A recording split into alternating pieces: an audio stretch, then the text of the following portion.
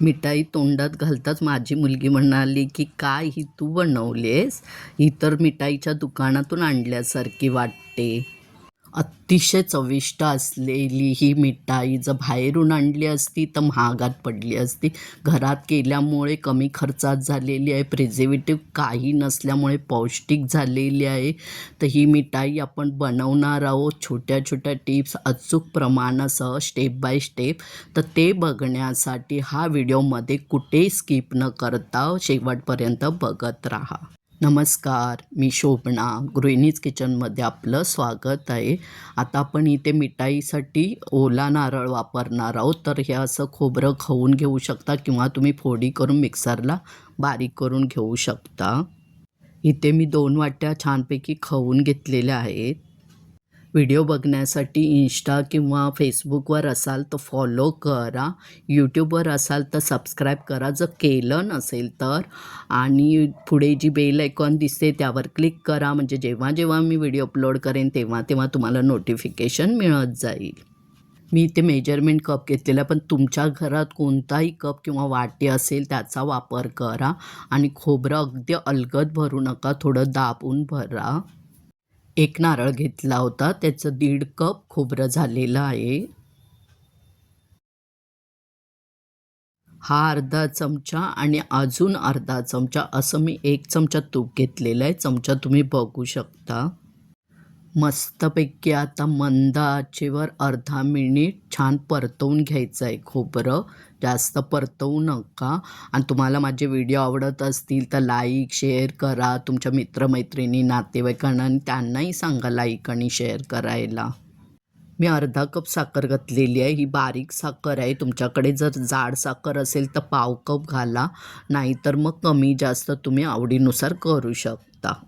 चिमूटभर मीठ घातलेलं आहे. मीठ घातल्यामुळे ना गोड पदार्थाला इतकी छान चव येते ना, तर तुम्हीही नक्की याचा वापर करा. पाव चमचा वेलची आणि जायफळाची पूड आणि अर्धा कप मिल्क पावडर घेतलेली आहे. साखर आणि मिल्क पावडर जे आपण सर्व घातलेले आहेत जिन्नस ते सगळं घातल्यानंतर फक्त मिक्स करायचे आहेत, परतवत राहायचं नाही आहे. मिल्क पावडर तर एकदम पावडर असते, ती लगेच करपू शकते, म्हणून फक्त मिक्स करून घ्यायचं आहे आणि मंद आचेवरच करायचं आहे. इथे मी पाव कप गरम दुधात केशर घालून घेतलेली आहे. बघू शकता किती छान कलर आलेला आहे. मिक्स करून घेऊया. गरम दुधात केशर घातल्यामुळे त्या दुधाला एक छान कलर येतो, पिवळा कलर. तुम्ही बघू शकता इथे किती छान कलर आलेला आहे. आणि मी इथे फूड कलरचा वापर अजिबात केलेला नाही आहे. आपण याच्यात मिल्क पावडर घातलेली आहे आणि खोबरं हे दोन्हीही गोड असतं, त्या हिशोबाने सुद्धा तुम्ही साखर घालू शकता. आता दूध घातल्यामुळे साखरेला पाणी सुटलेलं आहे, तर ते आता आपण छानपैकी आटवून घेऊया. इथे तुम्ही मिल्क पावडरच्या जागी मावासुद्धा वापरू शकता. आता आपलं पाणी छान आटत आलेलं आहे, जवळजवळ आटलेलंच आहे. साईडला जर चिकटत असेल तर तेही काढून घ्या आणि मंद आचेवरच करा, कारण मिल्क पावडर ना चिकटते आणि ते करपू शकते आणि तो एक वास याला येऊ शकतो. म्हणून सतत ढवळत राहा पाणी आटवताना साखरेचं. तर आता आपलं झालेलं आहे, गोळा तयार होतो बघू शकता आणि कढईलाही चिकटत नाही आहे. तर आता आपण गार करून घेऊया. कमेंट करत जा, मी कमेंट तुमच्या वाचते. तुम्ही हा व्हिडिओ कोणत्या गावातून, शहरातून, देशातून बघता तेही कमेंटमध्ये सांगा. मिश्रण गार होते तोपर्यंत आपण प्लेटला छान तूप पसरवून लावायचं आहे आणि मिश्रण काढून घ्यायचं आहे आणि चमच्याने छान पसरवून घ्यायचं आहे. जसं मी दाखवते त्या प्रकारे करू शकता तुम्ही. वरून चांदीचं वर्क लावणार आहे, गार झालेलं आहे. आता आपण कापून घेणार आहोत.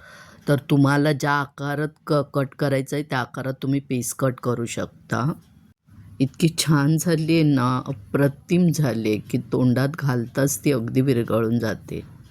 नक्की करून बघा, छान होते. आवडली तर कमेंटमध्ये सांगा. मस्तच.